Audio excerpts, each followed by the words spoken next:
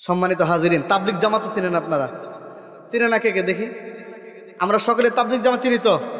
এই তাবলিগ জামাতের মধ্যে এখন কয়টা দল? দুইটা। একটা হচ্ছে সাদিয়ানি, মানে কাদিয়ানির দ্বিতীয় ভাইয়ের নাম কি? সাদিয়ানি, অর্থাৎ সাদ গ্রুপ। আরেকটা হচ্ছে যেটা ওলামা একরামের গ্রুপ। সাদ মানে ওই জুবায়ের সম্পর্কে কোনো কথা নাই। জুবায়ের উনি হচ্ছে আমাদের আমির সাহেব।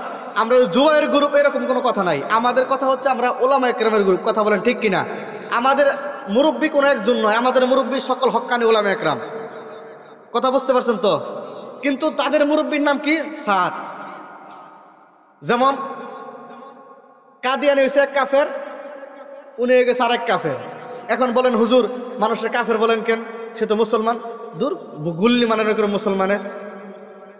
কারণ যে ব্যক্তি অন্য মুসলমানের রক্ত ঝরাইতে পারে সে কোনদিন মুসলমানই হয় না।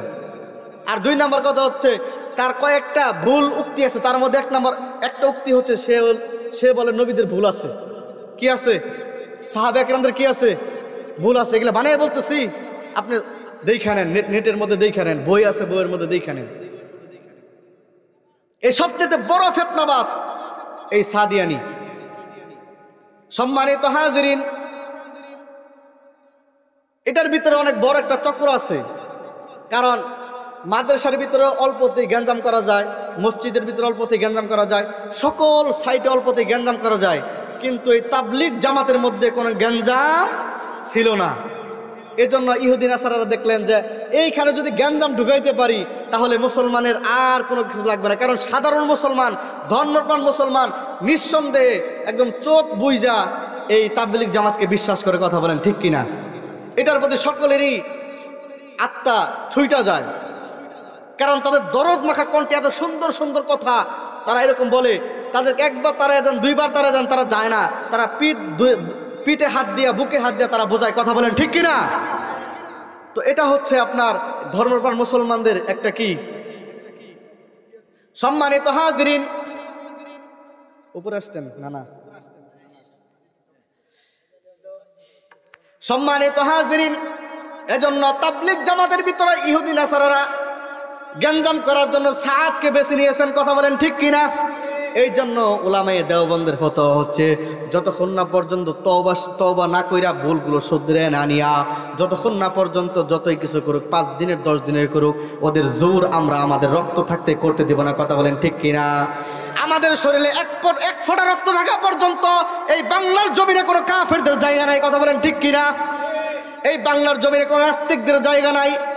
এই ছোট্ট মঞ্চ থেকে আপনাদের সকলকেই সতর্ক করতে চাই, যারা এখনো বাংলার জমিনকে অপবিত্র জমিন করতে চাও, আল্লাহর কসম শরীরে এক ফোঁটা রক্ত থাকা পর্যন্ত তোমাদেরকে বাংলার এক ফোঁটা জমিন ছেড়ে দেওয়া হবে না।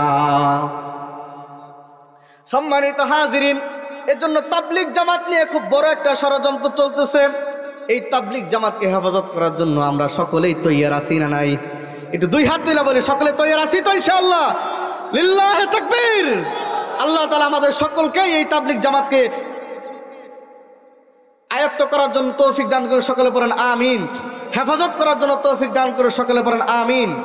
আমরা আমাদের জীবন দিতে প্রস্তুত, কিন্তু সাদের সাথে আমাদের কোনো আপোষ যতক্ষণ পর্যন্ত সে ভুল স্বীকার না করবে। সে যদি ভুল স্বীকার উলামায়ে দেওবন্দের হাত ধরে তওবা করে নেয়, আল্লাহর কসম তাদের প্রতি আমাদের কোনো রাগ থাকবে না।